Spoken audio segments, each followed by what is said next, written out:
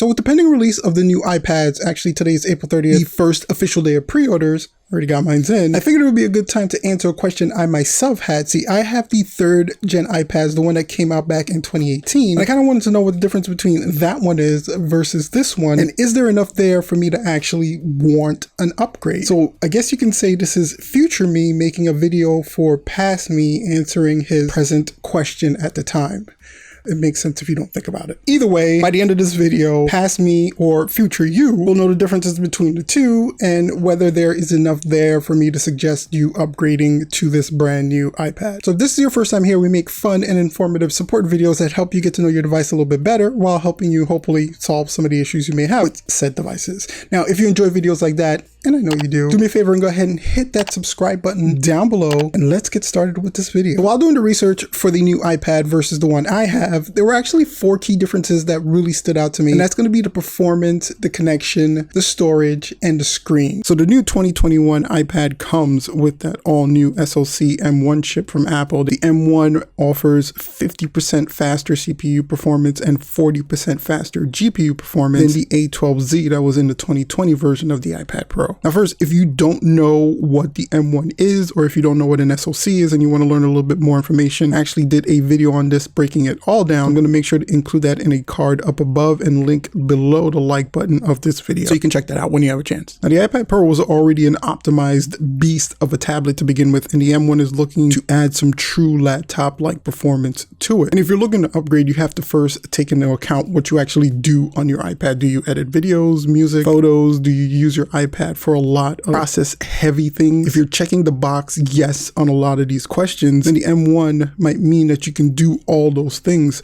but just a bit faster. And as more and more apps get optimized to use the power of M1, this may seriously level up your workflow overall. Now, connection-wise, you're actually dealing with a new Thunderbolt 4 support, which means that if you do have some really high-end fast storage, this thing is going to support it just fine. For people who want to support secondary screens for their iPads, this opens the door for a slew of different accessories you can now connect to this brand new iPad. So that's just another thing that's thrown on top of if you want to really supersize your workflow and you're really a pro user. This is something that really can come in handy for you and really sway you in one direction if you're considering holding on to your current iPad or upgrading to the new one. Now what's awesome is that storage is now up to 2 times faster, and you can get up to 2 terabytes of storage with an iPad. It's going to cost you, but it's still an option that's available. And the RAM on the M1 chip comes with 8 gigabytes or 16 gigs. Again, just for a little bit more power for those power users that need it. So when it comes to screens, the new 11-inch iPad Pro and the 2020 11-inch iPad Pro screens are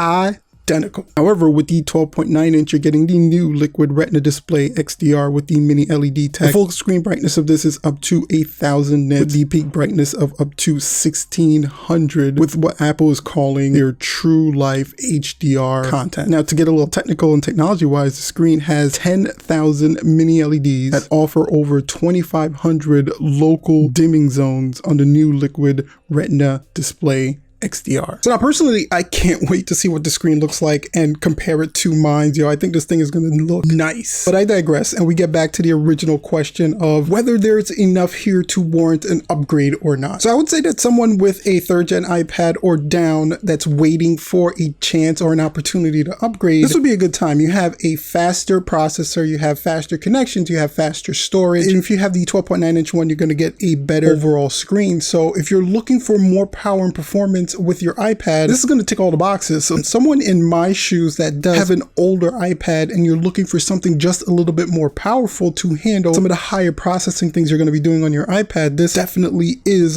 an upgradable device. This device kind of fills in all the columns that you would need to upgrade from an older device to this one. So now if you just purchased your iPad in 2020, it's a vastly different story. I mean, for you, I would suggest just to hold off, wait until some of these get into the wild and you get some real world comparisons between what the M1 is doing and the A12Z is doing. If the M1 is vastly outperforming the A12Z, then definitely it may be a consideration. And also you have to take into consideration if you're seeing any bottlenecks in what you're actually doing on your iPad, if there are any bottlenecks in your workflow that you believe the M1 would fix and you're getting those performances from the M1 chip, then maybe it's is warranted an upgrade, but personally, I don't think that's going to be the case. I think for the most part, anyone who purchased an iPad in 2020, you're going to be just fine. You should be all set. I don't think there's going to be so much of a performance difference between the two that's going to warrant you going out and spending that much money again so early. So I would say just keep an eye on some of the reviews and some of the comparisons, and you can kind of figure it out for yourself. If your iPad just isn't cutting the mustard and the M1 is that much more improved, then maybe you go out and get that one, trade yours in, hopefully you get a good trade-in value. Either way, I don't think we have to wait much longer to see those comparisons, because this iPad should be in people's hands by the middle to the end of next month. So within a couple of weeks, you'll have all the numbers to make a really great buying decision. Anyway, guys, that's going to do it for our comparison between these two iPads. Like I said, I have mine on order. I cannot wait to get it, to see what it's like. You're definitely going to get my opinion. So stay tuned to this channel if you're not subscribed. Go ahead and do that now. And as always, I want to know what you guys think. In the comment section down below, let me know what you think of the new iPad. Are you considering upgrading? Do you think that the M1 chip is going to offer that vast performance over all the other iPads that are on the market? Is going to be noticeable? Are you getting the 12.9-inch one just because it does have that better screen? I want to know all about it in the comment section